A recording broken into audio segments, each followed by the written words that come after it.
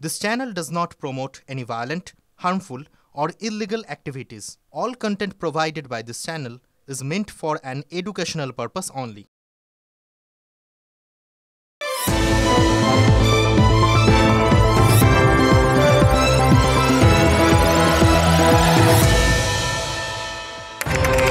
April 2019 কেঁপে উঠেছিল শ্রীলঙ্কা। রাজধানী কলম্বোয় সিরিয়াল ব্লাস্টে মারা যান 253 জন মানুষ।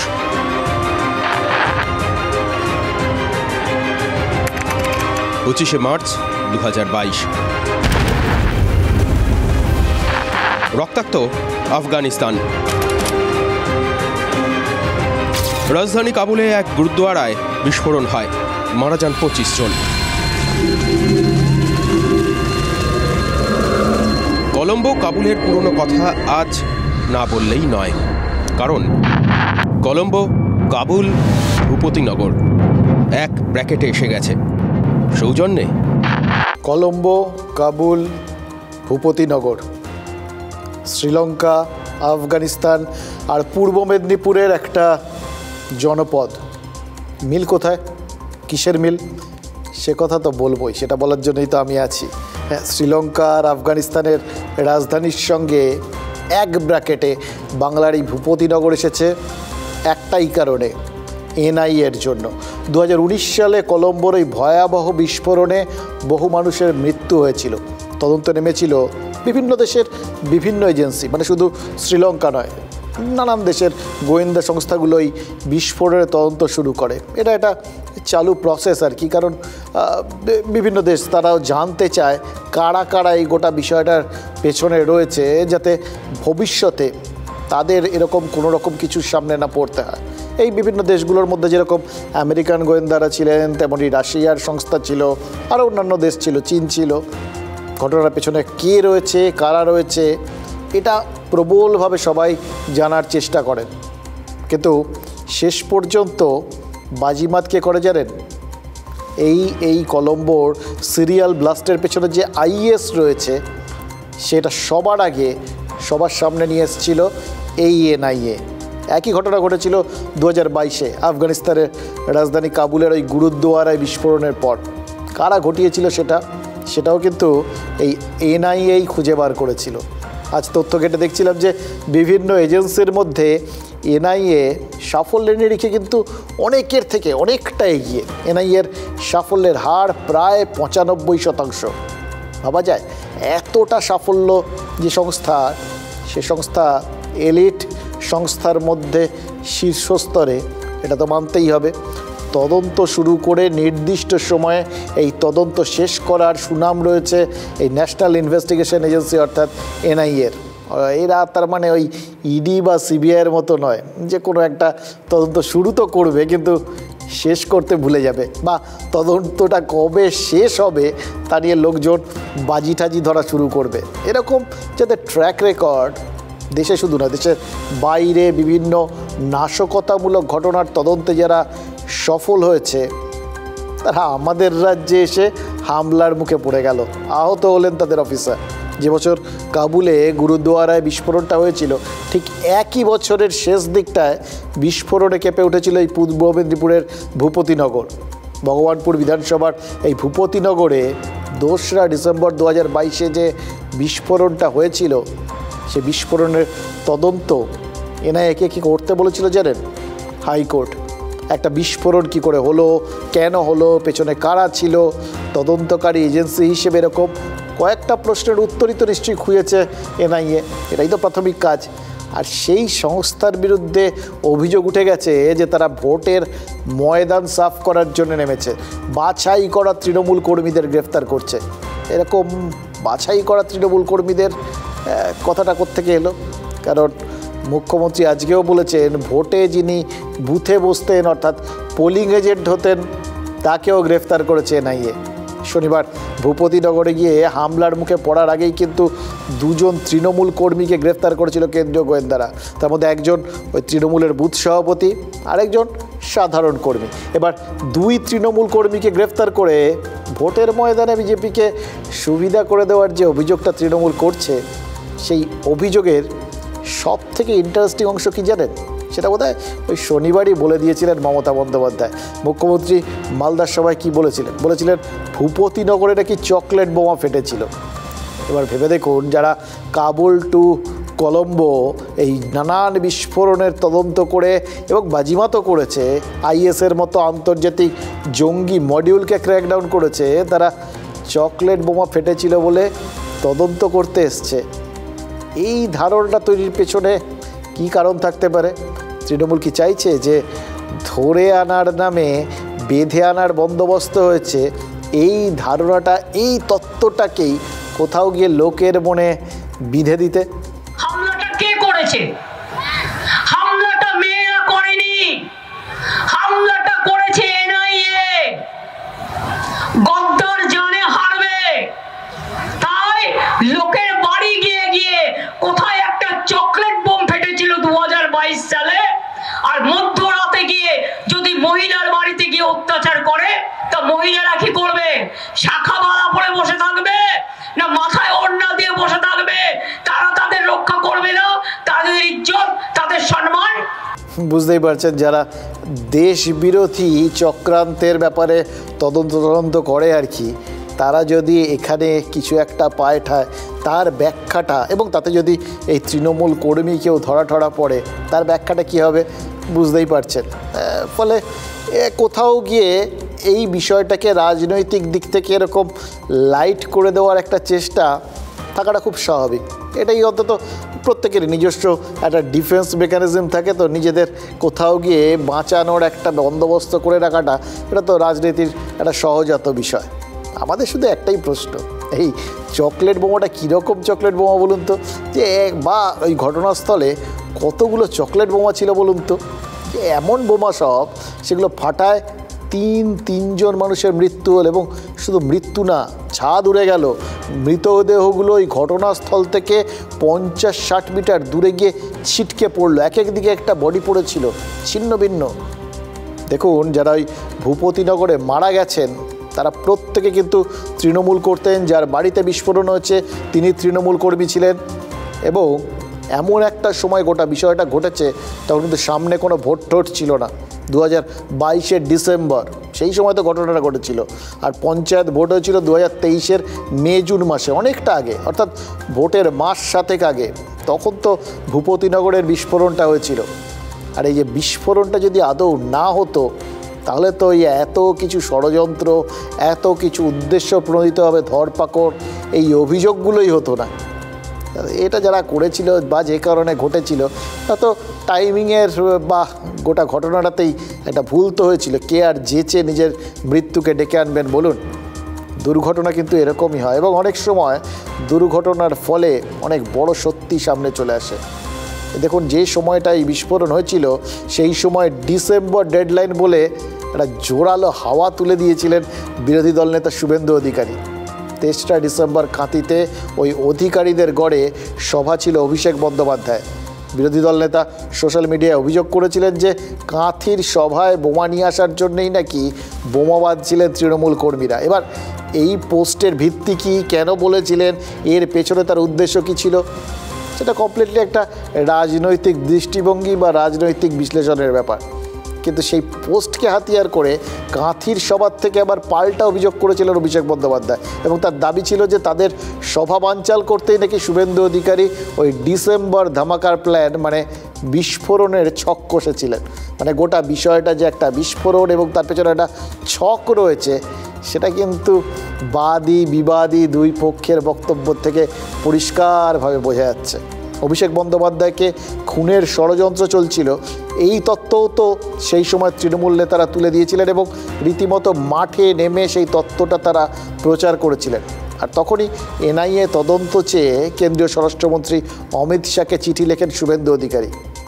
সেই এনআইএ অবশ্য শেষ পর্যন্ত এসছে, তবে শুভেন্দুর আবেদনে নয়, হাইকোর্টের নির্দেশে তদন্ত করেছে।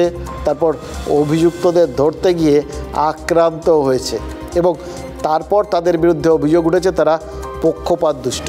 তারা এই ঘটনায় কারা জড়িত তা খুঁজতে আসেনি, কারণ গোটা ঘটনাটা খুবই ছোট ছিল, এটা চকলেট বোমা ফাটার মতো ঘটনা। তারা এসেছিল ওখানে কারা কারা তৃণমূলের হয়ে ভোট পরিচালনা করবেন, কারা তৃণমূলের ভোট মেশিনারি হিসেবে কাজ করবেন, সেটা চিহ্নিত করে বেছে বেছে গ্রেফতার করতে। অন্তত তৃণমূলের ব্যাখ্যা তো এরকমই। एनआईए सीबीआई बीजेपी का भाई भाई, इनकम टैक्स ईडी और इनकम टैक्स बीजेपी का फंड कलेक्शन, हमारा एजेंट को अरेस्ट कर रहे हैं आप।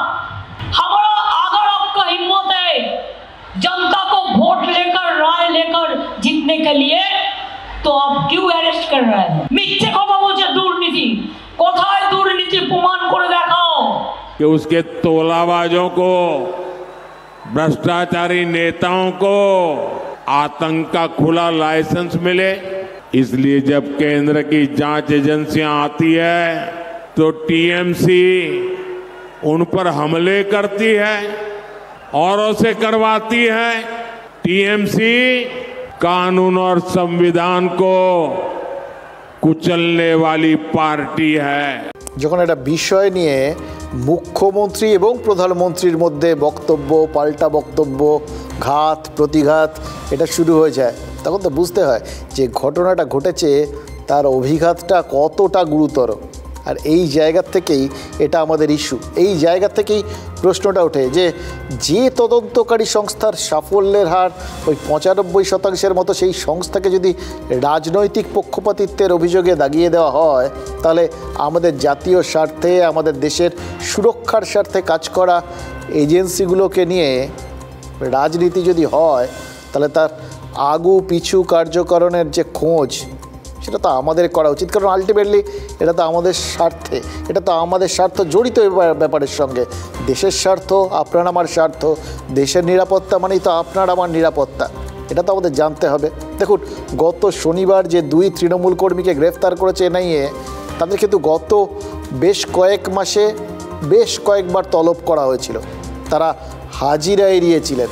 সচরাচর বারবার সমন এড়ালে যে কোনো তদন্তকারী সংস্থা, যে কোনো মানে যে ব্যক্তিদের ডাকা হয়, সংশ্লিষ্ট ব্যক্তিদের, তাদের বিরুদ্ধে কড়া পদক্ষেপের পথেই হাঁটে। এবার কাকে কতবার ছাড় দেবে কোন এজেন্সি, সেটা কিন্তু একটা রহস্য। এটা ম্যান টু ম্যান ভ্যারি করে আর কি, এক একজনের ক্ষেত্রে এক একজনের নিয়ম। এই ধরুন মলয় ঘটককে 12-13 বার ডেকেছে ইডি, মলয় ঘটক একবারের বেশি হাজিরা দেননি। এবার তারপরেও তিনি তো তার কাজকর্ম করে যাচ্ছেন আর কি। তার জন্যে যেটা কাট অফ মার্ক, মানে তার জন্যে যে ছাড়ের যে একটা মাপকাঠি ঠিক করেছে ইডি, অন্তত এক্ষেত্রে করেছে, সেই একই ছাড়, মানে ইডির ছাড় দেওয়ার যে মানদণ্ড, সেই একই মানদণ্ডে এনআইএও বিচার করবে, সেই একই রাস্তা এনআইএও নেবে, তার তো কোনো মানে নেই। হয়তো সেজন্যই বারবার তলব এড়ানো ওই 2 তৃণমূল কর্মীকে গ্রেফতার করতে গিয়ে পূর্ব মেদিনীপুরের ওই গ্রামে, সেখানে তো এনআইএর অফিসাররা পৌঁছে গেছিলেন এবং তারপরে প্রহরিত হয়েছে। তাহলে এই গোটা বিষয়টায় লোকসভা ভোটের আগে কেন চক্রান্তের গন্ধ পাচ্ছে তৃণমূল? এদের তো অনেক দিন আগের থেকেই ডাকা হয়েছিল, সেটা তো সবাই জানতো। হাজিরা না দেওয়ায় কড়া ব্যবস্থা নেওয়া হতে পারে, সেটাও জানতো। তাহলে জেনে বুঝে ভোটের কাজে তাদের কেন বড় দায়িত্বে রাখা হয়েছিল? এরকম ঘটনা তো ঘটার সম্ভাবনা ছিল। এবার কুণাল ঘোষের দাবি হচ্ছে আসানসোলের বিজেপি নেতা জিতেন তেওয়ারি নাকি এনআইএর এসপির সঙ্গে বৈঠক করেছিলেন কদিন আগে, আর সেই বৈঠকেই নাকি তৃণমূল কর্মীদের নামের তালিকা তুলে দেওয়া হয় ওই এনআইএর কাছে। তার সঙ্গে তিনি আরও অভিযোগ করেছিলেন যে সে সময় সাদা খামে নাকি টাকা পয়সা দেওয়া হয়েছিল। এবং এনআইএর ডিজির কাছে যার জন্য এই এসপিকে সরিয়ে দেওয়ার আবেদন করেছেন কুণাল ঘোষ। তৃণমূলের চ্যালেঞ্জ, হয় বিজেপি নেতা নিজের মুখে কথা স্বীকার করুন, না হলে তারা সিসি ক্যামেরার ফুটেজ প্রকাশ্যে এনে প্রমাণ করে দেবেন কবে কোথায় এনআইএ আধিকারিকের সঙ্গে বৈঠক হয়েছিল জিতেন তেওয়ারির। আমরা অধীর আগ্রহে অপেক্ষা করছি কখন এনআইএ প্রেস রিলিজ দিয়ে বলবে যে জিতেন্দ্র তেওয়ারি এনআইএর এসপি ধনরাম সিং এর বাড়ি যাননি। তারা যে মুহূর্তে আইনের চিঠি পাঠাবেন, তো ভিডিও ফুটেজটা তো দিতে হবে সকলকে। তারপর ভিডিও ফুটেজ খুব স্পষ্ট দেখা যাচ্ছে, কোনো ঝাপসা নেই, কোথায় ঢুকছেন, কে ঢুকছেন, হাতে কি আছে। দেখুন, আমাদের দেশে যা লিগ্যাল সিস্টেম, সেই লিগ্যাল সিস্টেমে যারা অভিযোগ করে, অভিযোগ প্রমাণ করার দায়িত্ব তাদের, তারা নিজের অভিযোগ প্রমাণ করুন। এবং তিনি যে কথা বলেছেন তার মধ্যে অনেক কথা এমন আছে যেটা ডিফেমেটরি, তো সে কথাগুলো যদি উনি প্রত্যাহার না করে নেন, সেই স্টেটমেন্ট যদি উনি প্রত্যাহার না করে নেন, তাহলে 7 দিন পর আমি ওনার বিরুদ্ধে লিগ্যাল নোটিশ দিয়ে ডিফেমেশনের মামলা করব। ভাইপোর সঙ্গেও বর্তমান মুখ্য সচিব এবং পুলিশ এবং ব্যুরোক্রেসির বড় বড় আধিকারিকরা কামার স্ট্রিটে গিয়ে মিটিং করেন, তারও সিসিটিভি ফুটেজ, ভিডিও, ঢোকা বেরোনো সবটা সবার কাছে আছে। তাই মিস্টার সিংয়ের সঙ্গে জিতেন তেওয়ারির মিটিং এর সিসিটিভি ফুটেজ প্রকাশ করার জন্য কোম্পানির ম্যানেজিং ডাইরেক্টর তাকে প্রকাশ করার চ্যালেঞ্জ করছে। বিজেপির সাথে এনআইএর আতাতের অভিযোগে সুপ্রিম কোর্টে গেছে তৃণমূল। আবার জিতেন তেওয়ারিও আদালতে যাওয়ার হুঁশিয়ারি দিয়ে রেখেছেন, বলেছেন 7 দিনের মধ্যে যদি তৃণমূল প্রমাণ করতে না পারে যে তিনি এনআইএর এসপির সঙ্গে দেখা করেছেন, তাহলে তিনি আদালতের দ্বারস্থ হবেন। মানে বিষয়টা নিয়ে জমিয়ে আইনি লড়াইটা শুরু হলো বলে। তার আগে অবশ্য তৃণমূল আর বিজেপির সৌজন্যে বিষয়টা নির্বাচন কমিশন পর্যন্ত পৌঁছে গেছে। দিল্লিতে জাতীয় নির্বাচন কমিশনের দ্বারস্থ হয়েছিল তৃণমূলের প্রতিনিধি দল। অভিযোগ জানিয়ে বাইরে বেরিয়ে তারা ধর্নায় বসে পড়েছিল এবং দিল্লি পুলিশ তারপর দোলা শেঠ, ডেরেক ওব্রায়ান এদের সব আটক টাটক করে আবার তুলে নিয়ে চলে যায়। দেখতে দেখতে কোথাও গিয়ে সেই পুরনো কয়েকটা দিন আগের ঘটনার কথা মনে পড়ে যাচ্ছিল, যখন অভিষেক বন্দ্যোপাধ্যায় ওই দিল্লিতে গিয়ে ধর্নায় বসেছিলেন এবং তার সঙ্গে ওই 100 দিনের কাজের বঞ্চিতরা তারা সব ছিলেন আর কি। এবং তারপরেও আমরা কিন্তু এরকম ধরপাকড় এরকম সব ঘটনাগুলো দেখেছিলাম। তাহলে গোটা বিষয়টায় একটা জিনিসই হয়েছিল, গোটা দেশের মিডিয়া এবং গোটা দেশের মানুষের নজর কেড়ে নিয়েছিল এই প্রতিবাদটা। এই বার্তাটা চারপাশে চলে গেছিল এবং কোথাও গিয়ে অভিষেক বন্দ্যোপাধ্যায় তিনি কিন্তু জাতীয় স্তরে একটা আলোচিত নাম হয়ে গেছিলেন এই মুহূর্তে। এই যে দিল্লিতে গিয়ে নির্বাচন কমিশনের বাইরে এইভাবে ধর্ণা দেওয়া এবং গ্রেফতার হওয়া, এই গোটা বিষয়টার মধ্যে কিন্তু অন্তত ভোটের আগে রাজনৈতিক স্তরে আলোড়ন ফেলে দেওয়ার এবং নজর কাড়ার একটা বড় উদ্দেশ্য ছিল এবং সেটা খানিকটা হলেও সফল হয়েছে বলতেই হবে। কাজের কাজ কি হয়েছে সেটাতে মানে নির্বাচন কমিশন কিভাবে কি বক্তব্য রাখবে, কি পদক্ষেপ করবে সেটা পরের বিষয়। কিন্তু আপাতত এজেন্সি, বিজেপির আতাতের অভিযোগ, এটা জাতীয় স্তরে আর একবার একটা সুযোগ পেয়েছিল, ফলাও করে বলে দিয়েছে তৃণমূল। কিন্তু বিরোধী দল নেতা শুভেন্দু অধিকারী তিনি যখন বলছেন যে তৃণমূলের প্রতিনিধি দল দিল্লি গেছেন স্রেফ একটা দেখনদারি করতে এবং এই গোটা বিষয়টায় কোনোভাবেই মানুষ প্রভাবিত হবেন না, তখন কিন্তু বোঝা যায় যে এই যা কিছু নেতারা করেন না, তারা গোটা বিষয়টায় ওই ভোটের বাজারে খানিকটা ডিভিডেন্ড পাওয়ার জন্যই করে। যা কিছু ঘটনা, দুর্ঘটনা সব কিছু বিচারের মাপকাঠি হচ্ছে এই ভোটের বাক্স। हमने मांग किया इलेक्शन कमीशन के पास कि सीबीआई, ईडी, एनआईए और आईटी जो मोदी जी और अमित शाह की खिलौना है, मोदी बाबू अमित शाह की खिलौना है, उनको स्टाफ ऑफिस है बीजेपी की, उसकी चीफ को बदलना चाहिए। इसी मांग पर हम 24 आवर्स पीसफुल धरना अवस्थान पर बैठे हुए हैं। बेवजह अमित शाह की पुलिस, मोदी बाबू की पुलिस, दिल्ली की पुलिस आके हमको मना कर रहे। বেকার, ও আইন জানে না, আপনাদের এই ফটো সেশন করতে গেছে এবং যাতে মিডিয়া পাবলিসিটি পায়। বাজার খুব খারাপ, মিটিংয়ে লোক হচ্ছে না। দেখুন গোটা বিষয়টা তো একটা জিনিস খুব পরিষ্কার যে এনআইএ যেখানে ঢুকেছে এবং যে বিস্ফোরণটার তদন্তে ঢুকেছে সেটা সদ্য ঘটা কিছু না, 2022-এর।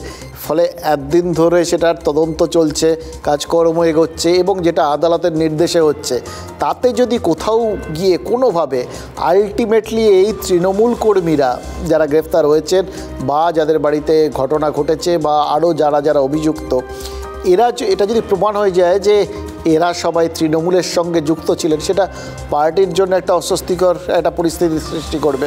এবার সেইটা এড়ানোর তো সহজে উপায় নেই, এড়ানোর একটাই উপায়, যারা এই গোটা বিষয়টায় পার্টি কর্মীদের কোথাও গিয়ে অভিযুক্ত করবে তাদেরই আগে অভিযুক্ত করে দেওয়া। সেখানটাতেই যদি গণ্ডগোল থাকে তাহলে লোককে বোঝানো সহজ হবে যে আসলে এই গণ্ডগোলটা হয়েছে উদ্দেশ্য প্রণোদিত হবে, রাজনৈতিক উদ্দেশ্য প্রণোদিত হবে।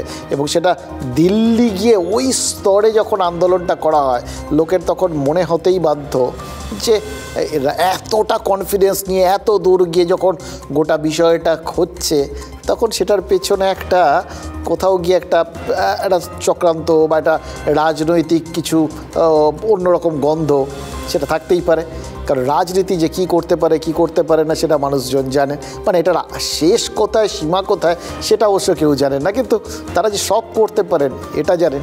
এবং ভেবে দেখুন যে ওইখানে গিয়ে দেশের অত সংবাদ মাধ্যমের সামনে এই যে বিক্ষোভ ধর্ণা এরপর পুলিশের তুলে নিয়ে যাওয়া, সেইটা নিয়ে যদি বলা তো যায় না কখন কি ঘটে যায়, যে কোনো কিছু একটা ঘটে গেলে সে টানাটানি বা অন্য কিছুতে তখন সেটা আরও বড় একটা ইস্যু হয়ে যেতে পারে।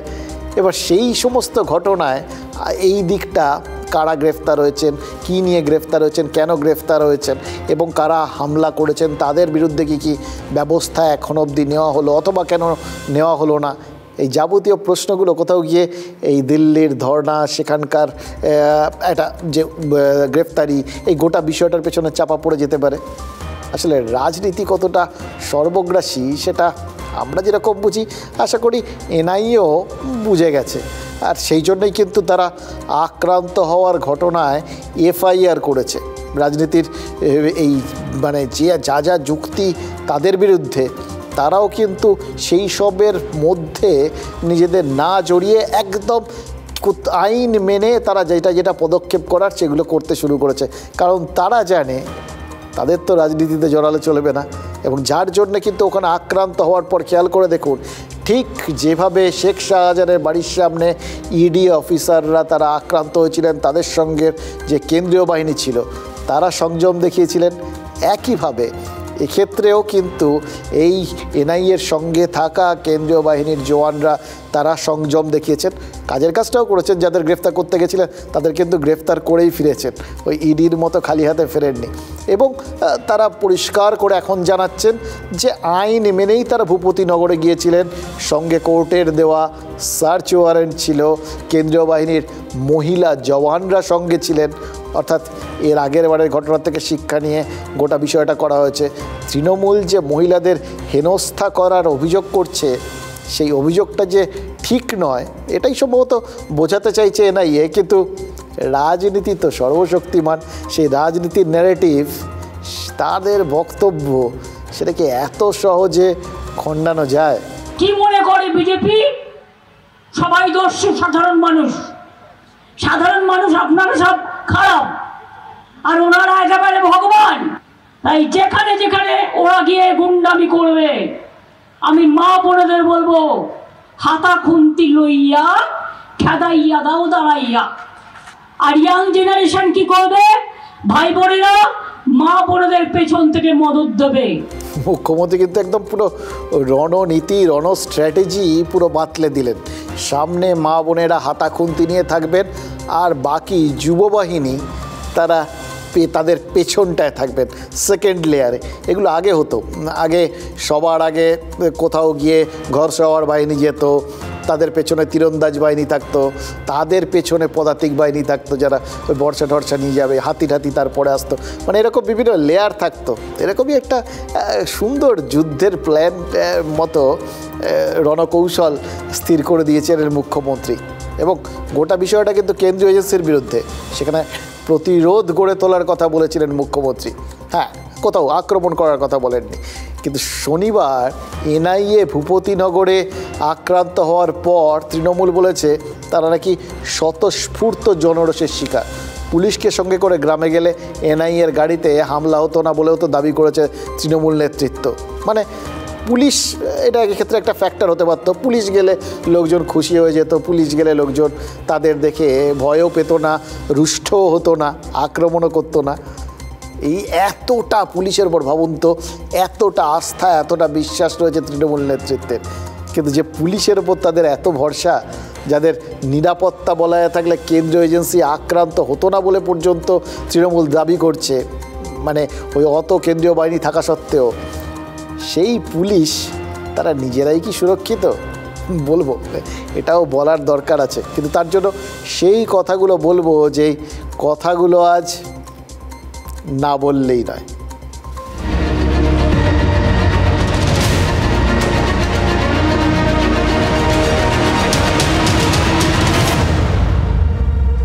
কিছু কিছু কথা থাকে জানেন তো, একদম চিরনবীন চিরতরুণ, মানে যতবার ব্যবহার করেন কিন্তু মনে আছে এটার থেকে ভালো, এটার থেকে একদম অ্যাপ্রোপ্রিয়েট কথা আর কিচ্ছু হয় না। এটা এরকম একটা কথা আপনাদের বলি, আপনারা জানেন, আপনারা নিশ্চয়ই মনে মনে আওড়াতে শুরু করেছেন, বাঘে ছুলে 18 ঘা, পুলিশে ছুলে নাকি 36। কিন্তু যা দিনকাল পড়েছে তাতে পুলিশ ছোঁয়ার আগেই তো মনে হচ্ছে লোকজন পুলিশকে ছুঁয়ে দেখতে চাইছে। যাদের দাপটে বাঘে গরুতে একটা ঘাটে জল খাওয়ার কথা, সেই পুলিশ কর্মীরা মার খেয়ে যাচ্ছেন পুরুলিয়ার মানবাজারে। তাও আবার গরু চড়ানো নিয়ে গণ্ডগোল থামাতে গেছিলেন তারা। বাঘে গরুতে একসঙ্গে জল খাওয়ানো দূরে থাক, ওই গরু চড়ানোর গণ্ডগোলে গিয়ে মানবাজারের এএসআইকে মার খেতে হচ্ছে। কোনো হামলাকারী তাকে পরোয়াই করেনি কার গায়ে হাত দিচ্ছে, কেন দিচ্ছে, বেবাক হাত তুলে দিয়েছে গায়ে। এটা জানার পর কি মনে হচ্ছে জানেন, এটাও যদি আমাদের ইস্যু না হয় তাহলে আমাদের আর ইস্যু কোনটা বলো? দেখুন, সামনে ভোট, আপনি ভোট দিতে যাবেন, ভয় তো আছে, ভরসা। আমাদের প্রথম পছন্দ নিশ্চিতভাবেই কেন্দ্রীয় বাহিনী। তারা তো মার খেয়ে গেছে সন্দেশখালীর সরবেরিয়ায়, ওই শাহজাহানের বাড়িতে ইডি অভিযানের দিন। সে সময় তো দেখেছিলেন আপনারা সিআরপিএফ জওয়ানরা কীভাবে রক্তাক্ত হয়েছিলেন, কীভাবে পালিয়েছিলেন। ভেবেছিলাম যে সাইবেরিয়ার সঙ্গে যেহেতু নামের মিল রয়েছে, তাই ওই সরবেরিয়ায় বোধহয় বাংলার নিয়মকানুন চলে না। কিন্তু ভূপতিনগর, সেখানে তো একই ঘটনা ঘটল। এবার এনআইএর সঙ্গে গিয়ে অভিযানে গিয়ে হামলার মুখে পড়ে গেল কেন্দ্রীয় বাহিনী। তাহলে কার ভরসায় ভোটের দিন আপনি আমি ওই লাইনে গিয়ে দাঁড়াবো? সিআরপিএফই তো রাজ্যের 2 জায়গায় মার খেয়ে গেছে, তাও সাধারণ মানুষের হাতে। এগুলো তো সবই যা তৃণমূল বলেছে, শাসক দল, তারা যেটা বলবে সেটাকে তো মানতেই হবে। তারা বলেছে এটা জনরোষ, মানে সাধারণ মানুষের স্বতঃস্ফূর্ত প্রতিরোধ। তা শুধু প্রতিরোধেই যদি এদের এই অবস্থা হয়, এইভাবে রক্তাক্ত হয়, তাহলে যদি রাজনৈতিক ফোর্স বা বিভিন্ন ক্ষেত্রে উন্নয়ন টুন্নয়ন এরা আগ্রাসী ভূমিকা নেয়, আক্রমণ করে, তাহলে কী হবে? তাহলে আমাদের ভরসা কী হবে? হ্যাঁ, আমাদের ভরসা কি তাহলে পুলিশ হবে? এই তো দেখলেন, তারা নাকি ঘিরে রাখলে কোথাও গিয়ে সেন্ট্রাল ফোর্সও বেঁচে যেত। অনেকেই বলবেন অবশ্য যে যারা নিজেদের বাঁচাতে মাঝে মধ্যে টেবিলের তলায় লুকিয়েছিল বলে আমরা দেখেছি, তাদের ওপর ভরসা কি করা যায়? তবু বলছি, পুলিশের ওপর ভরসা তো আছে, আমাদের সিরিয়াসলি পুলিশের ওপর ভরসা আছে, অন্তত একটা বড় অংশের আমাদের ভরসা আছে। সেই জন্যই তো আজও কোনো কিছু হলে আমরা থানায় দৌড়ই।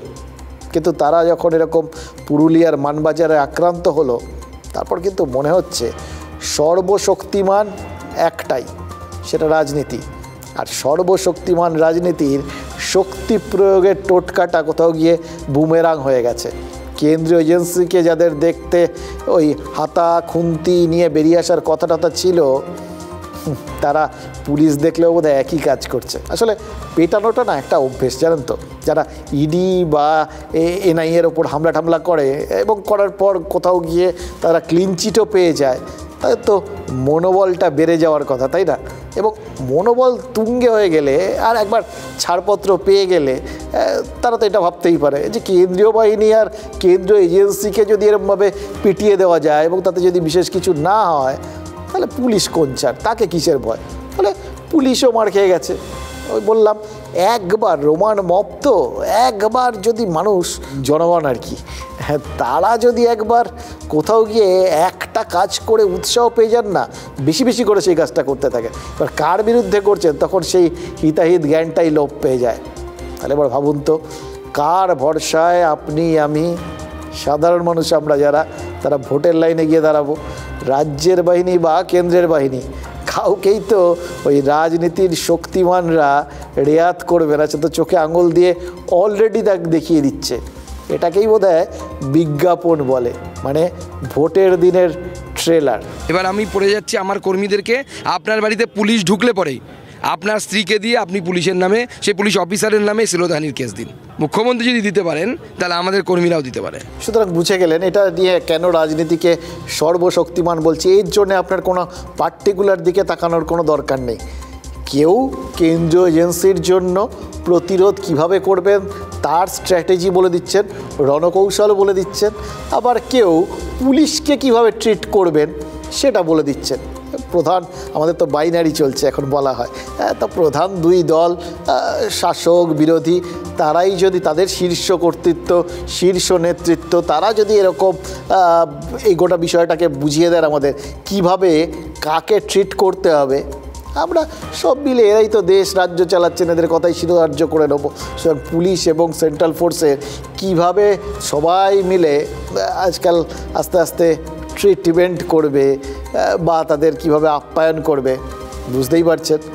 মানবাজারের ঘটনা অবশ্য পুলিশ 6 জনকে গ্রেফতার করেছে, কিন্তু মার খাওয়ার পর ওই যে ধরপাকড়টা হলো তাতে কি হারানো ভক্তি বা হারানো মনের শক্তি কোনোটাই ফিরে পাওয়া যাবে?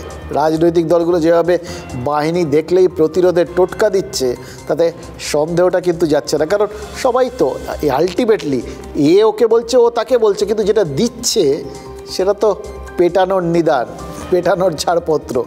বাহিনী যখন সবারই টার্গেট তখন তারাই তো মূল প্রতিপক্ষ, সে কেন্দ্রের বা রাজ্যের যারই হোক না কেন। কেউ পুলিশ পেটাতে বলছেন, কেউ কেন্দ্রীয় এজেন্সিকে দেখলে হাতা খুন্তি নিয়ে বেরোতে বলছেন। মোদ্দা বিষয় হচ্ছে সবাই সবার কর্মীকে একটা ওই ধোলাই প্র্যাকটিসের মধ্যে রাখতে চাইছেন। ফলে মনে হচ্ছে এবারের ভোটটা বোধহয় রাজনৈতিক লড়াই নয়, বরং রাজনীতি বনাম বাহিনীর লড়াই হচ্ছে। আসল প্রতিপক্ষ বাহিনী, পার্টিগুলো না, পার্টিগুলো সব একদিকে, উল্টো দিকে বাহিনী, সব বাহিনী। আজ জাতীয় নির্বাচন কমিশন নিযুক্ত পুলিশ পর্যবেক্ষকের সাথে দেখা করেছিল বিজেপির প্রতিনিধি দল। ঘর ছাড়া কর্মীদের ফেরানোর ব্যবস্থা করতে হবে, এটাই দাবি জানিয়েছিলেন শুভেন্দু অধিকারীরা।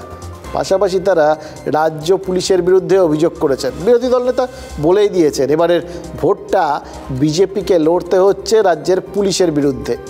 আর উল্টো দিকে কুণাল ঘোষ বলেছেন তারা লড়ছেন এই নির্বাচনটা ইডি আর সিবিআইয়ের বিরুদ্ধে।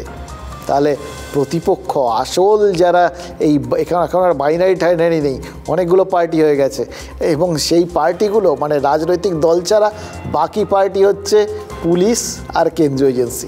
23শে মার্চ কাঁথিতে বিজেপি নেতা জন্মেজয় দলুইয়ের দেহ উদ্ধার হয়। এবার তৃণমূলের বিরুদ্ধে খুনের অভিযোগ করেছিল বিজেপি, সেই ঘটনায় আজ 30 জন তৃণমূল নেতা কর্মীকে নোটিশ পাঠিয়েছে সিবিআই। তৃণমূল বলছে সেই একই বক্তব্য, ঠিক যে বক্তব্যটা ওই ভূপতিনগরের ক্ষেত্রে তুলে ধরেছিল। ভোটে বিজেপিকে সুবিধা করে দেওয়ার জন্যই নাকি এই ধরপাকড়, এই তলব। মানে আপাতত ভোট পর্যন্ত রাজ্যে যত অপরাধ হবে তাতে যে ব্যবস্থাই নেওয়া হবে সেটাকেই কিন্তু রাজনৈতিক উদ্দেশ্যপূর্ণ বলে ধরতে হবে। আচ্ছা, এই যাবতীয় বিষয়গুলো দেখে কেউ যদি এখন ধরে বসে যে রাজনীতি মানে পুরোটাই অপরাধ এবং অপরাধের ব্যবস্থা মানে মোদ্দা কথা অপরাধময়, তাহলে কি সে খুব ভুল করবে? পশ্চিমবঙ্গ পুলিশ হচ্ছে মূল প্রতিপক্ষ, তারাই এখানে এইসব করছে। প্রায় 15,107 কাটা হয়েছে, তার মধ্যে 13,000-এর বেশি বিজেপি কার্যকর্তার নামে 107 কেটেছেন। স্টেট পুলিশকে, কলকাতা পুলিশকে মানে হায়ার অফিসারকে যাতে রেস্টেন্ড করেন। শুভেন্দু অধিকারী নিজেই তো সিবিআই এর এফআইআর নেম দুর্নীতিগ্রস্ত, ও তো বাঁচতে বিজেপিতে গেছে। বিজেপি তো এই চোরদের নিয়েই একটা দল তৈরি হয়েছে। বাংলায় ভোট তৃণমূল লড়ছে সিবিআই, ইডি, এনআই এর বিরুদ্ধে, বিজেপি বলে কিছু নেই। আদি বিজেপিরা বিজেপি করছেন না। দিলীপ ঘোষই শুভেন্দু আর সুকান্তকে বলেছে বলদ, জোড়া বলদ। শুভেন্দু আবার কি বলছে, ওর তো ইলেকশন কমিশন গিয়ে আগে এটাই বলা উচিত ছিল, দিলীপ ঘোষ আমাকে বলদ বলেছে গো। তো বলদের আবার হাম্বার কোনো আছে নাকি? বলদের তো হাম্বা। কুণাল ঘোষ বলছেন বিজেপি তাদের বিরুদ্ধে কেন্দ্র এজেন্সিকে ব্যবহার করছে, তৃণমূল কর্মীদের ভোটের আগে তুলে নিচ্ছে, কাজ করতে দিচ্ছে না। তাহলে আরাবুল ইসলাম কি তৃণমূল ছেড়ে দিয়েছেন? তিনিও তো এরকমই কথা বলছেন। পঞ্চায়েত ভোটে আইএসএফ কর্মী খুনের মামলায় আপাতত জেল খাটছেন আরাবুল। তার আইনজীবী আজ আদালতে দাবি করেছেন যে ক্যানিং পূর্বের তৃণমূল বিধায়ক শওকত মোল্লার প্ররোচনাতেই নাকি আরাবুল ইসলামের বিরুদ্ধে একের পর এক মিথ্যে অভিযোগ দায়ের করা হচ্ছে। পুলিশ অতি সক্রিয় হয়ে চার্জশিট দিয়েছে। আচ্ছা, যদি পুলিশ অতি সক্রিয় হয়েই চার্জশিট দিয়ে থাকে তাহলে আরাবুলের বিরুদ্ধে কতগুলো মামলা দায়ের হয়েছে এটা জানতে চেয়েছে হাইকোর্ট। আদালত মামলা গ্রহণ করেছে এই গোটা বিষয়টায়। আমাদের শুধু একটা বিষয় জানতে ইচ্ছে করছে, তাহলে সত্যিই কি মিথ্যে মামলায় লোকসভা ভোটের আগে গ্রেপ্তার হয়ে গেলেন ভাঙড়ের দাপুটে নেতা আরাবুল ইসলাম? তাহলে সেটা কার দেওয়া মিথ্যে মামলা? মানে আরাবুলের আইনজীবীর বক্তব্য ধরলে সেটা শওকত মোল্লা, মানে সেটা তো আবার তৃণমূলেরই দেওয়া। আবার যদি আরাবুলকে আপনি তৃণমূল নেতা বলে ধরেন তাহলে তিনি আবার যার বিরুদ্ধে অভিযোগ তুলছেন, যিনি আসল এই ব্যাপারে কোথাও গিয়ে কলকাঠি নাড়ছেন বলে তার বিরুদ্ধে পাল্টা অভিযোগ, তিনিও তো আবার তৃণমূল নেতা। তাহলে এক্ষেত্রে কারা তৃণমূলের ভোট মেশিনারিকে কোথাও গিয়ে আটকাতে চাইছে সেটা একবার ভেবে দেখুন তো। একদম সঠিক কথা বলে, আরাবুল ধোয়া তুলসী পাতা নয়। তবে ওরা প্রয়োজন হলে যাকে খুশি, যেমন মুসলিমদেরকে তেজপাতা মনে করে, তরকারিতে লাগে কিন্তু খায় না, তাই আরাবুলকে মনে করেছে ভোটের সময় ভিতরে রাখবে, কাইজারকে তাড়া করবে, দিয়ে শকত ভোট লুট করবে। তাকে সামনে রেখেই আমি লড়াইটা করেছিলাম। ফলে সে এই ধরনের কথা বলবে, আমার অন্তত এটা কোথাও একটা ডাউট লাগছে, সন্দেহ লাগছে। আমি এটা হাকিমুলকে জিজ্ঞাসা করলাম যে তোমাদের আইনজীবী এরকম শুনলাম যে আমার নাম করে হাইকোর্টে কথা বলেছে। ও আমাকে খুব পরিষ্কারভাবে বললো, কাকু আমি লয়ারের সঙ্গে কথা বলেছি, আমি ওখানে যারা ছিল কথা বলেছি, আমার ভগ্নিপতি ছিল ওখানে, তার সঙ্গে কথা বলেছি, আপনার নাম করে কোনো কথা আমাদের আইনজীবী বলেনি। বলেছে যে নেতাদের কথা শুনে হয়তো পুলিশ অতি সক্রিয় হচ্ছে। কথায় বলে একা রাবে রক্ষে নেই সুগ্রীব দোষর। প্রবাদটা কেন টানলাম বলুন তো? ইঙ্গিতপূর্ণ শব্দটাই প্রবাদের মধ্যেই রয়েছে। এনআইএ ভূপতিনগরে গ্রেফতারি শুরু করতেই রাজনীতির দড়ি টানাটানিটা কোথায় গিয়ে পৌঁছেছে সেটা দেখতেই পাচ্ছেন। কিন্তু এরই মধ্যে মুখ্যমন্ত্রী রাজ্যে আবার এনআইএ আসার আশঙ্কা প্রকাশ করেছেন। মানে এনআইএ তো রয়েছে, কিন্তু আবার অন্য কোনো মামলায়, আবার একটা কোনো মামলায় তাদের হস্তক্ষেপ করতে পারে এরকম একটা আশঙ্কা তিনি দেখতে পাচ্ছেন। প্রথম দফা ভোটের আগেই 17ই এপ্রিল রামনবমী, আর আমাদের রাজ্যে রামনবমী মানেই তো রাজনীতি। গতবারের অভিজ্ঞতা সেটা এখনও মনে আছে আপনাদের, রাজ্যপালের সে দৌড়ে যাওয়া, এগুলো সব মনে আছে। রাজনীতির টক করে উৎসব তো ম্লান হয়ে গেছিল। এবছর আবার রাজ্য সরকার রামনবমীতে সরকারি ছুটি ঘোষণা করে দিয়েছে। রাজ্য, রাজনীতি এবং রাম, এই গোটা বিষয়টায় একটা অন্যরকম মাত্রা পেয়ে যাচ্ছে, জানেন তো। রাম রাজনীতির ইম্প্যাক্ট এই সরকারি ঘোষণা এইভাবেই ব্যাখ্যা করছেন বিজেপি নেতারা, কিন্তু পুরোটা কি শুধু সেই রকম? সেই রামনবমীতে তো হিংসার আশঙ্কাও করছেন মুখ্যমন্ত্রী মমতা বন্দ্যোপাধ্যায়। গতকাল পুরুলিয়ার থেকে বিজেপিকে নিশানা করে মুখ্যমন্ত্রী বলেছেন যে ওরা ঝামেলা করে এনআইএকে ঢুকিয়ে দেবে। দেখুন, এই পরপর যে ব্যাখ্যাগুলো, সেগুলোর মধ্যে কিন্তু গোটা বিষয়টার রাজনৈতিকরণের একটা ইঙ্গিত রয়েছে, এবং এখান থেকেও গোটা বিষয়টা একটা আশঙ্কা আমাদেরও রয়েছে। মুখ্যমন্ত্রী যখনই কিছু ইঙ্গিত দেন তারপর কিছু না কিছু কিন্তু ঘটে। তো এখানেও তিনি একটা এরকম বক্তব্য দিয়ে রেখে দিলেন। এবার এটা কিন্তু তার মানে কোথাও গিয়ে এনআইএর রাজনীতিকরণের চেষ্টার একটা সেকেন্ড ধাপ। যে ধাপটাই কাজে লাগুক, আলটিমেটলি যতগুলো জায়গায়, বা এখন পর্যন্ত ভূপতিনগরটাই যদি ধরি, সেই জায়গাতেও এনআইএর যাবতীয় যে কার্যকলাপ, সে গোটা বিষয়টাকে কিন্তু রাজনীতির বলেই ধরবেন আপনি, যদি এই বিষয়গুলো আপনাদের মাথায় গেঁথে যায়। মুখ্যমন্ত্রীর আশঙ্কা কথা মাথায় রেখে বাংলার পুলিশের কিন্তু এখন থেকেই তাহলে খুব সজাগ হওয়া উচিত, জানেন তো। মানে কেউ ঝামেলা করলে তাকে বা তাদের আটকানোর দায়িত্বটা পুলিশের, প্রশাসনের। ঝামেলা আটকে দিতে পারলে তো এনআইএর আসার প্রশ্নই ওঠে না, তাই না? ঠিক যেরকম ওই ভূপতিনগরে যদি বিস্ফোরণটা না হতো, তাহলে কি আর এনআইএ এত কিছু করার সুযোগটা পেত। তবে রামনবমী আর এনআইএ এই যোগটা কিন্তু নতুন নয়। গত বছর রামনবমীতে ওই হাওড়ার শিবপুর, হুগলির ডিশরা, উত্তর দিনাজপুরের ডালখোলায় ব্যাপক অশান্তি হয়েছিল এবং সেই মামলাগুলোর তদন্ত কিন্তু এনআইএর হাতেই গেছিল। এবছর ফেব্রুয়ারি মাসে ডালখোলার থেকে 16 জনকে গ্রেফতার করেছে এনআইএ। মার্চে হাওড়া থেকে আরও 11 জন গ্রেফতার হয়, সব মিলিয়ে 27 জন গ্রেফতার। এটা উৎসবকে কেন্দ্র করে কেনই বা ঝামেলা হবে, কেনই বা ন্যাশনাল ইনভেস্টিগেশন এজেন্সিকে তদন্তে আসতে হবে, মানে এবং কেনই বা ফের তাদের আসার মতো একটা সম্ভাবনা বা আশঙ্কা তৈরি করতে হবে। বিশেষ করে এর কোনোটাই আমরা বুঝিও না, জানিও না। এর উত্তর একমাত্র রাজনীতিকরাই দিতে পারেন। তবে এটা তো ঘটনা, রাম রাজনীতি এমন একটা জায়গায় পৌঁছে গেছে যেটা বিজেপিকে সাম্প্রতিককালে বিশেষভাবে ডিভিডেন্ড দিয়েছে, আবার আরও বেশি ডিভিডেন্ড পাওয়ার আশাও রয়েছে। মানে লোকসভা ভোটের আগে রাম মন্দিরের উদ্বোধন হয়েছে, রাম মন্দির উদ্বোধনের পর এটা হচ্ছে প্রথম রামনবমী। এবার এই উদ্বোধন আর রামনবমী আর সামনে ভোট, এর মাঝখানে বেশ খানিকটা গ্যাপ রয়েছে। এই রাজনৈতিক নেতারা না ভীষণ সন্দেহবাতিগ্রস্ত। তারা না সবসময় মনে করেন না ঠিক হচ্ছে কি না হচ্ছে না বোধহয়, মানে এই যে অযোধ্যায় মন্দিরের উদ্বোধনটা হলো, এর এফেক্টটা কি এই ভোট পর্যন্ত থাকবে? থাকতে পারে না, যদি না থাকে এই যে দ্বিধা, দুরকম মত মনের মধ্যে, এর থেকেই কিন্তু যাবতীয় সংশয়, আর সংশয় হলেই পরবর্তী প্ল্যান বিটা চালু করে দেওয়া, এটাই কিন্তু রাজনীতিকদের কাজ। তারা তাই করেছেন। অযোধ্যায় আবার সাজ রব, লক্ষাধিক পুণ্যার্থী এই অযোধ্যায় যাতে পৌঁছে যেতে পারেন তার ব্যবস্থা করা হচ্ছে। এবং একই সঙ্গে বিহারে প্রধানমন্ত্রী নরেন্দ্র মোদীর ভাষণেও কিন্তু এই রামনবমীর কথাটা এসে গেছে। ওই রাম মন্দিরের পর আবার রাম নাম রাজনীতির মুখে। সব মিলিয়ে রাজনীতি রাম মিলেমিশে জমজমাট। দেখুন, উৎসব হোক, কিন্তু উৎসব তো সবার, সেখানটায় না হয় অন্য রকম আশঙ্কা, সেটা না হয় ঢুকতে নাই পারলো, তাই না? এটাই তো আমি আপনি চাইতে পারি। ইতিমধ্যেই অবশ্য প্রশাসনের তরফ থেকে রামনবমীর মিছিলের অনুমতি না দেওয়া নিয়ে হাইকোর্টের দ্বারস্থ হয়েছে একটা সংগঠন।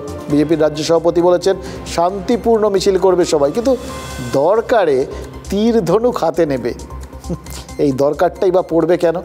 এই প্রশ্নগুলোর উত্তর কিন্তু আমাদের খোঁজা দরকার। কারণ শান্তিপূর্ণ উৎসব হওয়াটাই বাঞ্ছনীয়, এটাই কাম্য। এবং উৎসব থাক, আশঙ্কা না হোক, এটা আমাদের ইস্যু, আমাদের দাবি। जरा रामनवमी आ रही है, ये पाप करने वालों को भूलना मत भाइयों बहनों, भूलना मत। और इसलिए ये भी जानते हैं कि अगर मोदी की गारंटी ऐसे ही चलती रही तो इनकी वोट बैंक की दुकान ही बंद हो जाएगी। মিছিল করুন, মিটিং করুন, দাঙ্গা করবেন না। দাঙ্গা করবে ওরা। 19 তারিখে ভোট, 17 তারিখে দাঙ্গা করবে। তোমাদের তো রাম কানে কানে বলে দিয়ে যায়নি তুমি দাঙ্গা করো, কিন্তু এরা দাঙ্গা করবে আর করে এরাই একে ঢুকিয়ে দেবে। অন্য ধর্মের লোক বলছে না যে রামনবমীতে অশান্তি হবে। এই ভদ্র মহিলা সব জায়গায় ঘুরে ঘুরে বলছে রামনবমী আসবে, 17 তারিখ ভোটের আগে দাঙ্গা করবে। মুখ্যমন্ত্রী উস্কানি দিচ্ছেন কিছু সাম্প্রদায়িক লোককে যে রামনবমীর মিছিলে যেন হামলা করা হয়, এটা মুখ্যমন্ত্রী উস্কানি দিচ্ছে। প্রশাসনকে বলে দেওয়া উচিত, নিজের পক্ষ থেকে বলে দেওয়া উচিত, দাঙ্গাকারীর কোনো জাত ধর্ম দেখার দরকার নাই। দাঙ্গাকারীকে যেখানে দাঙ্গা করার প্রচেষ্টা করবে সেখানে সব কিছুকে নস্যাৎ করে দেওয়ার জন্য প্রশাসন সক্রিয় থাকবে, এটা বললেই হয়। আচ্ছা, এনআইএ কি উত্তর 24 পরগনার গাইঘাটার কোনো গ্রামেও যেতে পারে? ভাবছেন তো কেন এই প্রশ্নটা করছি? এটা তো সিলেবাসে নেই, কেউ তো এখন অবধি এটা নিয়ে কিছু বলেননি। আসলে আজকে দুপুরে ওই কেন্দ্রীয় প্রতিমন্ত্রী, যিনি বনগাঁর বিজেপি প্রার্থী এবার, শান্তনু ঠাকুর, তিনি অভিযোগ করেছেন যে তাকে কেউ একটা হুমকির চিঠি পাঠিয়েছে। ঠাকুরনগরে ঠাকুরবাড়ি উড়িয়ে দেওয়ার একটা ধমকি বা হুমকি, যেভাবেই দেখুন সেটা দেওয়া হয়েছে। এবং হুমকি দেওয়া হয়েছে পাক জঙ্গি সংগঠন লস্কর এ তৈবার নাম করে। এই চিঠির বয়ান অনুযায়ী চিঠিটা যা দেখা গেছে তাতে বোঝা গেছে চিঠিটা পাঠানো হয়েছে গাইঘাটার হাদিপুর গ্রাম থেকে। আচ্ছা, এই যে বিভিন্ন জায়গায় আমরা সিনেমা টিনেমায় দেখেছি ওই স্লিপার সেল টেল থাকে আর কি, মানে বিভিন্ন জায়গায় বিভিন্ন দেশে খানিকটা কোনো সময় সোশ্যাল মিডিয়ার মাধ্যমে বা অন্যান্য বিভিন্ন পদ্ধতিতে বিভিন্ন লোকজনকে এই সন্ত্রাসবাদে দীক্ষিত করে লুকিয়ে টুকিয়ে রাখে আর কি সন্ত্রাসবাদীরা। তারা চুপচাপ ঘাপটি মেরে বসে থাকে, তখন কোনো রকম প্রয়োজন বুঝলে তখন তারা অ্যাক্টিভেটেড হয়ে গিয়ে এই বিভিন্ন নাশকতামূলক কাজকর্মগুলো ঘটায় আর কি। এদেরই স্লিপার সেল টেল বলে। এই গাইঘাটায়ও কি লস্করের কোনো এরকম স্লিপার মডিউল বা স্লিপার সেল টেল কাজ করছে নাকি? চিঠিতে বলা হয়েছে যে এনআরসি চালু করলেই ঠাকুরবাড়ি উড়িয়ে দেওয়া হবে। হাফিজ সঈদের নির্দেশ মতোই নাকি এই সমস্ত কাজ হবে। হাফিজ সঈদ তো মানে বিশ্বের সর্বস্তরে সমস্ত দেশের কাছে একজন স্বীকৃতিপ্রাপ্ত সন্ত্রাসবাদী, এটা তো আমরা জানি। এবার তার স্বঘোষিত অনুগামীরা তারা যে চিঠিটা পাঠিয়েছে তার বয়ানটা কিন্তু ভারী ইন্টারেস্টিং।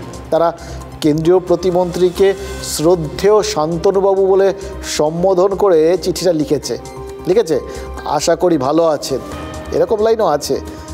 বলতেই হবে এরকম বিনয়ী লস্কর সদস্য এটা কিন্তু বিরল। লস্করি তৈবাদ থেকে আমাকে থ্রেট করে চিঠি পাঠানো হয়েছে সিএ এনআরসি নিয়ে আমি বাড়াবাড়ি করলে ঠাকুরবাড়িকে উড়িয়ে দেওয়া হবে। এটাতে বোধহয় আপনি খুব খুশি যে বিজেপির কোনো প্রাক্তন সাংসদ এবং মন্ত্রীকে থ্রেট দেওয়া গেছে, মানে আপনি ব্যাপকভাবে রাজনৈতিক দিক থেকে আপনি খুশি। কে কি করেছে, কে কি চিঠি লিখেছে এটা তো আমরা জানি না, এগুলো সব তদন্তের ব্যাপার।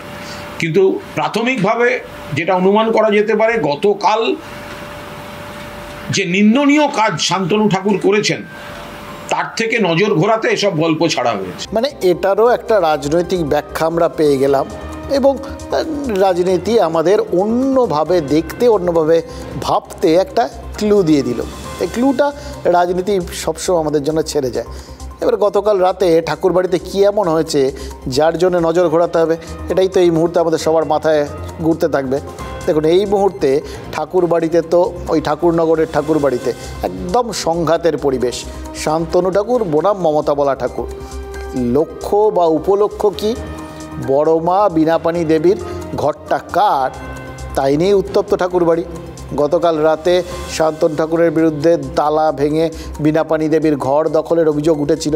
মমতা বালা অভিযোগ করেছিলেন যে শান্তনুবাবু দলবল নিয়ে তালা ভেঙে ঘরে ঢোকেন এবং তিনি মমতা বালাকে প্রাণনাশের হুমকি দেন বলেও অভিযোগ করেছেন মমতা বালা। এবার পাল্টা শান্তনুর দাবি যে বড় মা প্রয়াত হওয়ার পর থেকে তার ঘরে তারা ঢুকতে পারেন না। আজ ধর্নায় বসেছিলেন মমতা বালা। এই টানাপোড়েনের মধ্যেই গাইঘাটার পুলিশ মধ্যস্থতা করে ওই ঘরে থাকা জরুরি নথিপত্র মমতা বালার হাতে তুলে দিয়েছে। কিন্তু শান্তনুও ছাড়ার পাত্র নন। বড় মার ঘর সেটা হেরিটেজ প্রপার্টি ঘোষণার দাবি তুলেছেন তিনি। মতুয়া মহাসংঘের দায়িত্ব পেতে ইতিমধ্যে হাইকোর্টেরও দ্বারস্থ হয়েছেন শান্তনু। ফলে মতুয়াদের এই মুহূর্তে মানে মতুয়া ভোট নিয়ে টানাটানি ছিলই, ভোটের আগে সেই টানাটানি আরও বাড়লো বা বাড়বে, কমবে না, এটা তো পরিষ্কার বোঝা গেল। এবার তার সঙ্গে ঠাকুরবাড়ির এই ঘরোয়া কোন্দলটাও যোগ হয়ে গেল। এর প্রভাবও কি ভোটের বাক্সে পড়তে পারে? বড় মা যার, ভোট কি তার? তালা ভাঙার বিষয়টা দেখেছেন, সেটা হচ্ছে অ্যাকচুয়ালি ওখানে ওই চাবি হারিয়ে গেছিল। 10-12 বার বলা হয়েছে ওনাদের, ওনারা বলছে চাবি পাওয়া যাচ্ছে না, ওনারা বলছে চাবি হারিয়ে গেছে। যখন হারিয়ে গেছে তখন ভক্তরা বলছে যে আমরা তো এই ঘরে আমাদের তো ঢুকতে কেন দেওয়া হয় না, কেন তালা দিয়ে রাখা হলো? যখন উনি বলেছেন চাবি পাওয়া যাচ্ছে না তখন মতুয়া ভক্তরা ওটা ভেঙেছে। যারা বিজেপির ক্যাডার তারা তালা মেরেছে। আমার নিজের ঘরে আমি যেতে পারছি না, আমার পুলিশ পারমিশন নিয়ে সেখানে যে আমার প্রাথমিক যে প্রয়োজন জিনিস আমি সেটা নিয়ে এসেছি, এখনও আমি দেখতে পারিনি আমার কী কী প্রয়োজন। এবং প্রচুর আমার 85 সালের থেকে আমার জীবনের সব কিছুই ঘরের ভিতরে। মতুয়া মহাসংঘের নিয়ম অনুসারে মতুয়া সংঘাধিপতি সবসময় পুরুষ হবে, স্বাভাবিকভাবে মতুয়া সংঘাধিপতি শান্তনু ঠাকুর, তো তার অধিকারে তো ওই ঘর। উল্টে মমতা বালা ঠাকুর ওই ঘর দখল করে রেখেছিল, মমতা বালা দেবী তো অধিকার নেই। যে পদ্ধতিতে যে গুন্ডামি হলো, যে দস্যুগিরি হলো, তাতে কিন্তু ঠাকুরবাড়ির চরম অসম্মান এরা করলেন। দেখুন বারুণী মেলা শুরুর আগে শান্তনু ঠাকুর আর মমতা বালা ঠাকুর দুজনেই বলেছিলেন যে মতুয়াদের সব থেকে বড় উৎসবে যেন রাজনীতি না ঢোকে। এরা এ ব্যাপারে কথা একদম পাক্কা। শুক্রবার বারুণী স্নান হয়ে গেছে, তারপরে বোধহয় যে যার কথা ভুলে গেছে। স্নানটা ভীষণ ইম্পর্টেন্ট আর কি, সব ধুয়ে মুছে সাফ করে দেয়, মনও পরিষ্কার হয়ে যায়। রাজনীতি তার ফলে ঠাকুরবাড়িতে এই মুহূর্তে স্বমহিমায় ফিরে এসছে।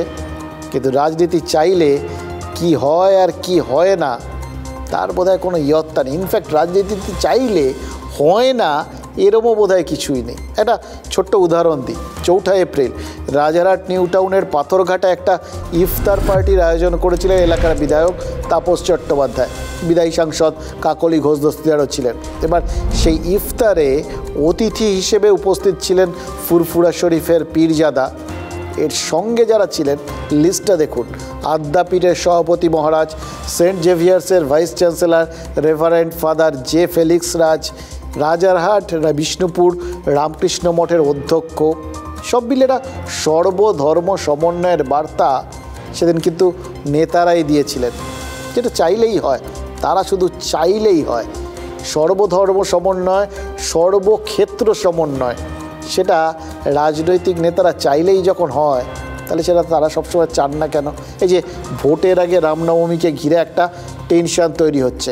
মতুয়া ঠাকুরবাড়িতে ভোটের আগে নিজেদের লড়াইটাকে তুঙ্গে নিয়ে যাচ্ছেন মতুয়া মহাসংঘের 2 নেতা। সেগুলো হচ্ছে কি ভোট আছে বলেই? যারা ভোটে লড়ছেন এই সব ইস্যু তারাই তৈরি করছেন, আর তারা নিজেদের মধ্যে লড়াইটাও লড়ে দিচ্ছেন।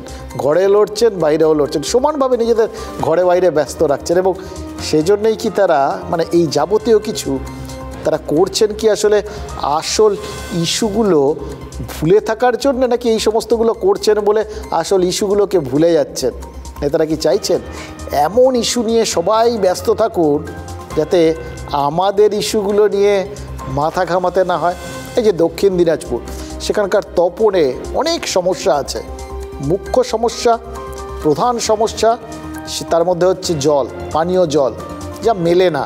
এই প্রচণ্ড গরমে এই সময় যখন মানে প্রতি মুহূর্তে মানুষের জলটা প্রয়োজন, সে সময় পরিস্থিতি আরও খারাপ হয়েছে। জলস্তর অনেক নেমে গেছে, নলকূপে জল ওঠে না, 2 কিলোমিটার হেঁটে তবে গভীর নলকূপ থেকে জল আনতে হয়। সেই জলও কিন্তু ঘোলা আর নোংরা। অথচ মুখ্যমন্ত্রী মমতা বন্দ্যোপাধ্যায় কদিন আগে তপনে সভা করলেন, তার বক্তব্যে সবটা জুড়ে ছিল NIA, ED, CBI, CA, NRC. জল কোথাও নেই। তপনের মানুষ বলছেন নেতারা নিজেদের সুবিধা দেখছেন, কিন্তু আমাদের ইস্যুগুলো তুলে ধরছেন না কেন? গতকাল জলপাইগুড়িতে প্রধানমন্ত্রীর সভা ছিল, নরেন্দ্র মোদী সেখানে বহু বিষয় নিয়ে বক্তব্য রেখেছেন, কিন্তু কেন ঝড়ে ক্ষতিগ্রস্ত পরিবারগুলোর কথা বলেননি, বা তাদের ত্রাণ বা তাদের জন্য বাড়তি কিছু দেওয়ার কথা বলেননি? আজ ফের সেই প্রশ্ন তুলেছেন মুখ্যমন্ত্রী। তিনিও নিজে ওই তপনে দাঁড়িয়ে তপনের মানুষগুলোর ইস্যু নিয়ে কি কিছু বলেছেন? স্থানীয় সমস্যা নিয়ে না বলে বারবার অন্য বিষয় নিয়েই কথা বলেছেন। বালুরঘাটের ওই তৃণমূল প্রার্থী বিপ্লব মিত্র, তিনি কিন্তু এর ফলে ওখানে তখনই বুঝতে পেরেছিলেন যে কিছুটা হলেও সমস্যা হয়তো তৈরি হচ্ছে। তাই মঞ্চে যখন মমতা বন্দ্যোপাধ্যায় ভাষণ দিচ্ছিলেন, স্থানীয় সমস্যাগুলো মুখ্যমন্ত্রীকে মনে করানোর জন্য নাকি চেষ্টাও করেছিলেন ওই বালুরঘাটের তৃণমূল প্রার্থী। কিন্তু তারপরেও তপনের জল সমস্যা নিয়ে তো একটাও কথা ওঠেনি তৃণমূলের এই সভায়। আসলে নেতারা আমাদের ইস্যুগুলো ভুলে গেলে না, আমাদের করণীয় একটাই থাকে, আমাদের ওই ইস্যুগুলো নেতাদের চোখে আঙুল দিয়ে দেখিয়ে দেওয়া। তাই তপনের জলকষ্ট সেটা আমাদের ইস্যু। মমতা ব্যানার্জি মুখ্যমন্ত্রী আমাদের তপনে এসেছিলেন, কিন্তু উনি আমাদের এখানকার যে কষ্টের কথা শুনবেন এসব শুনলেন না। শুধু কলকাতার ওইদিকে মেদিনীপুর কী হয়েছে, এনআই সম্পর্কে বলে যাচ্ছেন। আমাদের এখানে মূলত জলের সমস্যাটাই হলো মূলত সমস্যা, পানীয় জল। 1-1.5 কিলোমিটার দূর থেকে জল নিয়ে আসতে হয়। আর কিছুদিন গেলে এই মাঠটুগুলো এগুলোও বন্ধ হয়ে যাবে। ভারী গভীর ডিপ টিউবওয়েল একটাও নাই এখানে। আমাদের জন্য কিছু বললো না। আমরা যে বলেছি যে বারবার যে জলের জন্য প্রবলেম হয়, এখন হচ্ছে এরকম হচ্ছে, কিন্তু আমাদের এখানে কেউ নেবার কোনো কথাই ছড়ে না। হ্যাঁ, এই যে জলের পাইপ বসাই গেছে, তো কই জলের কোনো ব্যবস্থাই নেই না। আমাদের এই প্রান্তিক জেলার জন্য মাননীয় প্রধানমন্ত্রী জল জীবন মিশনে 500 কোটি টাকার উপরে বেশি টাকা পাঠিয়েছেন, কিন্তু কাজ ধীর গতিতে হচ্ছে। কারণ এই প্রকল্পের রাজ্য সরকারের যে পোর্শনটা, রাজ্য সরকার যে ভাগটা দেবে, সেই ভাগটা কিন্তু রাজ্য সরকার ঠিকমতো দিতে পারছে না।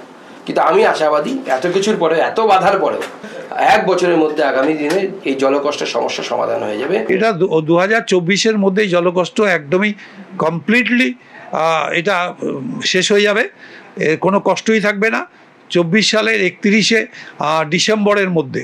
কে যে দায়ী, কে যে করতে পারতেন, করেননি, কেন করেননি আমরা জানি না। শুধু আমাদের একটা কথাই মনে হচ্ছে জানেন তো, যে বলা হয় না যে সবার ওপরে মানুষ সত্য, তাহার ওপরে নাই।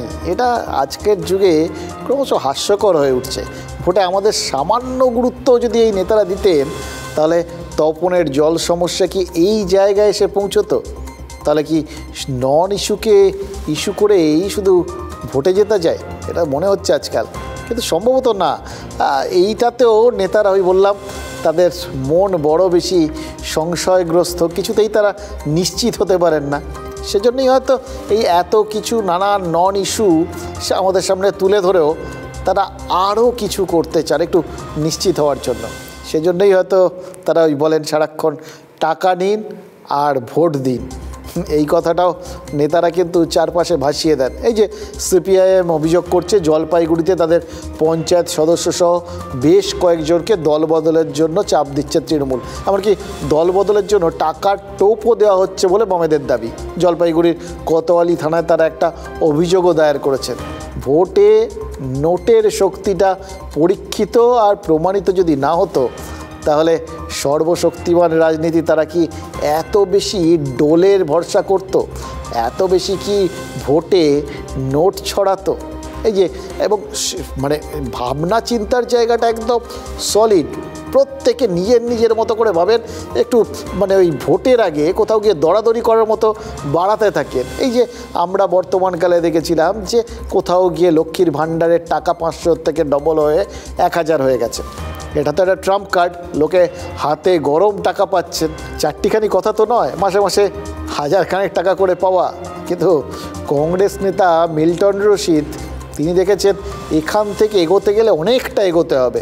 তার তো এমনিতেও ভোটের দিক থেকে একটুখানি পিছিয়েই আছেন, তো সেই জন্য তারা বলেছেন তারা ভোটে জিতলে লক্ষ্মীর ভাণ্ডারে বছরে নাকি 1 লক্ষ টাকা করে পাবেন মহিলারা। কংগ্রেস কটা আসন পাবে সেটা পরের কথা, আসল কথা রাজনীতির থেকেও নোটের শক্তি যে অনেক বেশি সেটা প্রমাণ করে ছাড়ছেন মিল্টন রশিদ। হয়তো মনে হয়েছে তার যে কোথাও গিয়ে যখন রাঁধবই ভোটের বাজারে, তখন বেশি করে ঘি ঢালাই ভালো।